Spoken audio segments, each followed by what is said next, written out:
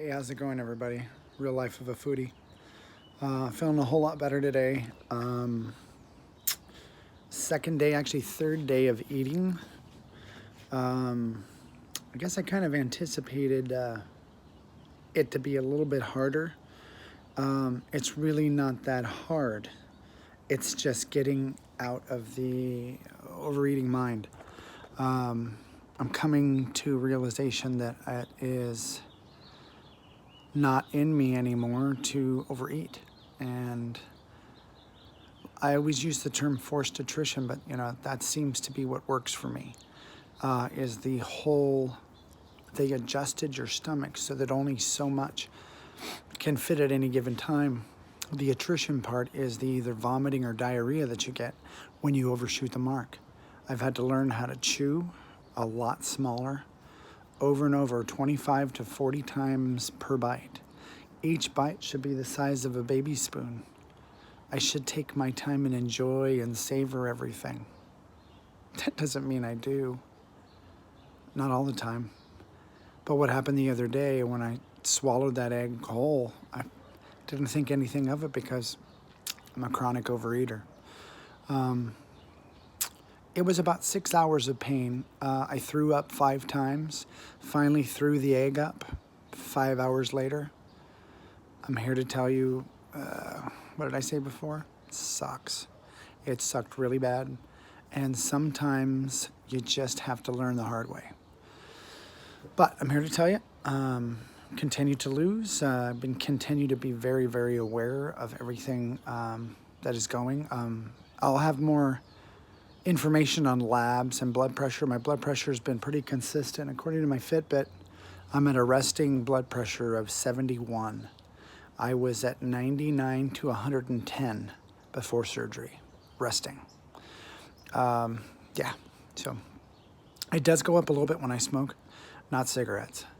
But it does definitely come back down.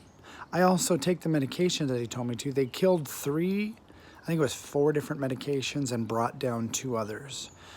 Blood sugar is averaging about 95 to 110 right now, with an afternoon blood sugar of about 125 to 140.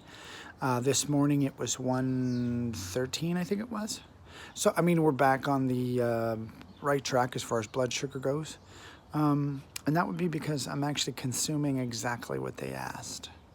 I'm not drinking as much protein as I should, and I need to keep better track of that. You can actually dehydrate yourself, and you can actually make it so your body is in like starvation mode. That's not good. What happens? You get to diarrhea.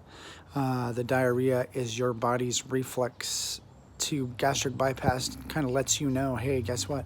You need more solid food. This drinking protein to supplicate for food is not it. You're supposed to eat like 4 to 5 times a day, depending on whatever program they tell you. Some people say 6. I like 6. 2 ounces of food every 2 hours is about right for me. It's so funny because most of you know me as the corn dog that laughs and cuts up and makes rude jokes. This is pretty damn serious. And I got to remember that. The doctor looked at me and he said, you're too healthy.